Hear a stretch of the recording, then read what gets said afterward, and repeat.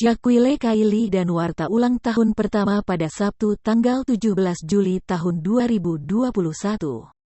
Cut Meyriska dan Roger Danuarta kompak menuliskan pesan menyentuh untuk sang anak. Kebahagiaan tengah menyelimuti keluarga Cut Meyriska dan Roger Danuarta. Pasalnya, Syakwile Kylie dan Warta, putra semata wayang Cut Meyriska dan Roger Danuarta tengah berulang tahun pertama. Syakwile Kylie dan Warta bertambah usia pada Sabtu tanggal 17 Juli tahun 2021. Di momen spesial tersebut, Cut Meyriska dan Roger Danuarta kompak menuliskan pesan menyentuh untuk sang buah hati. Hal tersebut terungkap dari unggahan terbaru di laman Instagram keduanya. Cut Meyriska bersyukur lantaran Syakwile Kylie dan Warta selalu bisa menghiburnya. Ia juga berharap agar Syakwile dapat menjadi anak yang soleh.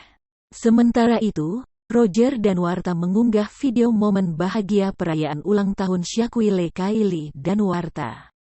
Ia mengungkapkan rasa cintanya yang mendalam ke putra semata wayangnya itu.